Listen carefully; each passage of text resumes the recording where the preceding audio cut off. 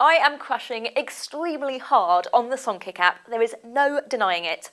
If you haven't already heard of it, Songkick is a service that will send you email alerts every time one of your predetermined favourite bands is touring near you. And now it comes in app form, which makes it even better. Open the app and it automatically scans your iTunes library for artists you like and then arranges the ones that are touring in a list. Perfect, unless thanks to Spotify you stopped buying music in 2009. If you've already got an account, it'll also add in the people you're already tracking. Each gig can be viewed on a map and you can go to the ticket site or share it. You can also say whether you're going or planning on going, which is viewable by other Songkick people on the site. It also adds the gig into the Your Plans tab. You can view gigs by your location, although London does bring up an awful lot of gigs, and you can add locations. The Artist tab is where you can view and add artists to track. The catalogue is pretty exhaustive, so it takes a pretty obscure act to not be listed. It's completely free and it's bloody marvellous. I'd love to see it scan Spotify for your favourite acts, but I've yet to see anyone do this, so perhaps I'm asking the impossible. Overall though, ace.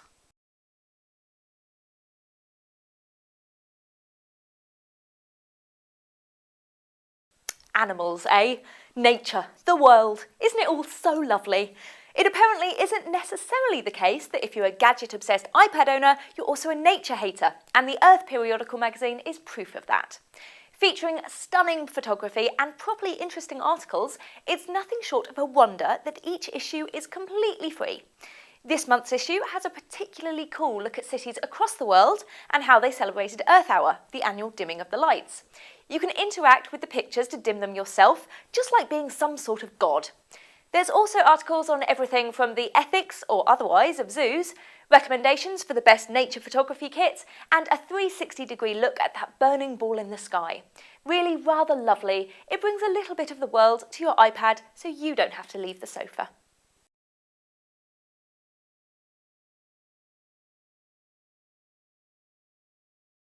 Jenga, the game of champions.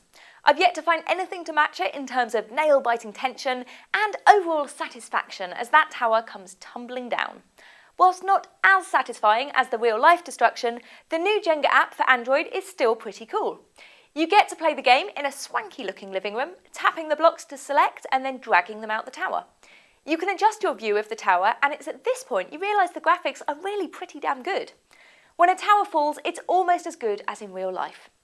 You've got the chance to play alone, play the arcade version, which gives you things like time bonuses and extra points for making layers of the same colour, or you can play with friends with Play and Pass. In Android's own inimitable style, it's priced at the completely bizarre £1.82, and it's worth every penny.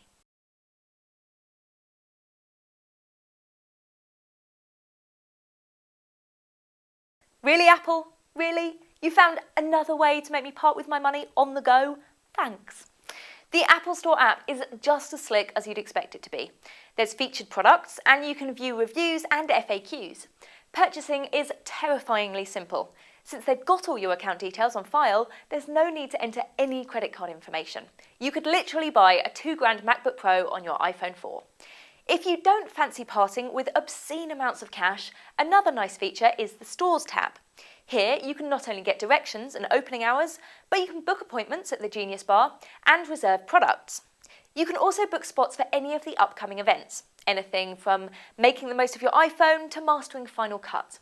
You'd be disappointed if the Apple Store app wasn't super slick, and there's no disappointment to be found here. Just the potential to pour more money into Steve Jobs' coffers.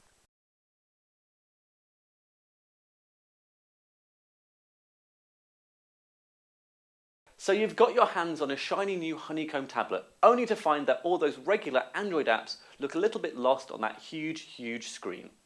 Be lost no more, as here are 5 must-have apps optimised for Android tablets. Tweetcomb uses the extra width available to provide a 3-column dashboard on your Twitter life, along with expanded profile views and custom search columns. Friendcaster squeezes your Facebook feed over to the right and uses all the space on the left to expand each update in glorious detail. Angry Birds have made the jump to Honeycomb with Angry Birds Rio, and not only is it free and ad supported, the ads are even smaller and less intrusive on the big screen. Moodwriter is a distraction-free writing app that lets you concentrate on getting words on the page and worry about everything else later. And finally, Amazon's Kindle app lets you take advantage of all that space and sit back and enjoy a good book. Purchases are delivered almost instantly, so you'll never be left with nothing to read again.